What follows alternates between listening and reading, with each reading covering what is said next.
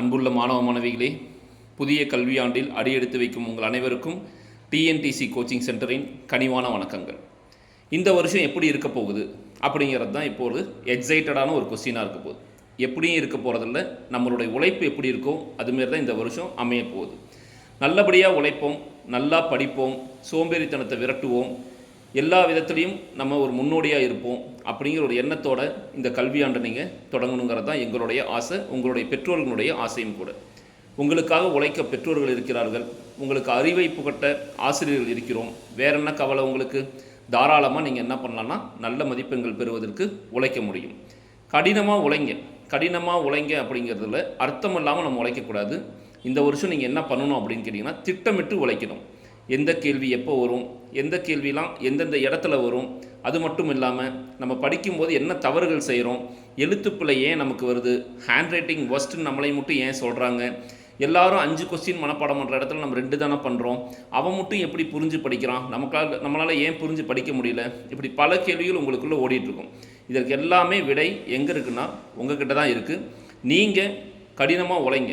ஒரு சிலர் 5 மணி நேரம் படித்து நல்ல மதிப்பெண் வாங்குவாங்க, ஒரு சிலருக்கு 8 மணி நேரம் ஆகும் அதே கேள்விகளை அதே பாடங்களை படிக்கிறதுக்கு.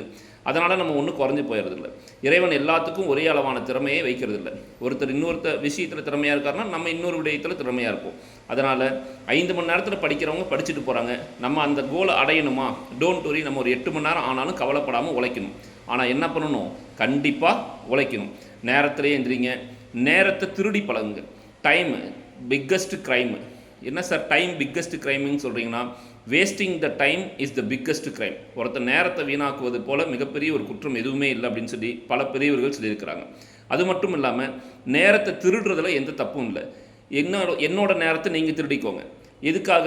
நல்ல ஒரு பயனுள்ள விஷயத்தை தெரிஞ்சுக்கிறதுக்காக. நீங்கள் காலையில் 6 மணிக்கு எந்திரிக்கீங்களா, 2 மணிக்கு எந்திரிங்க. 2 மணி நேரம் நீங்கள் திருடிக்கோங்க, உங்களுடைய நேரத்தையே நீங்கள் திருடிக்கோங்க. அந்த 2 மணி நேரத்தில் எது கடினமாக இருக்கோ அதை படித்து பழகுங்க, எது கஷ்டமாக இருக்கோ, எது எழுதுறதுக்கு வாய்ப்பு இல்லாமல் இருக்கோ அதெல்லாம் ப்ராக்டிஸ் பண்ணுறதுக்கு அந்த 2 மணி நேரத்தை எடுத்துக்கோங்க. பல அறிஞர்கள், பல மேதாதையர்கள், நிறைய பேர் நிறைய விஷயங்களை சொல்லியிருக்காங்க. யார் என்ன சொன்னாலும் நீங்கள் உழைக்கணும்னு நீங்கள் நினச்சா மட்டும்தான் முடியும். உழைத்தவர்கள் தோற்பதாக சரித்திரமே இல்லை. அதனால் தயவுசெய்து கடினமாக உழைக்கணுங்கிற எண்ணத்தில் இந்த கல்வியாண்டை அடியெடுத்து வைங்க. உங்களுக்கு உறுதுணையாக ஆசிரியர்கள் நாங்கள் இருக்கிறோம், பெற்றோர்கள் இருக்கிறார்கள். நன்றி, வணக்கம். மீண்டும் ஒரு முறை டிஎன்டிசி கோச்சிங் சென்டரின் கனிவான வாழ்த்துக்களை தெரிவித்துக் கொள்கிறோம். நன்றி, வணக்கம்.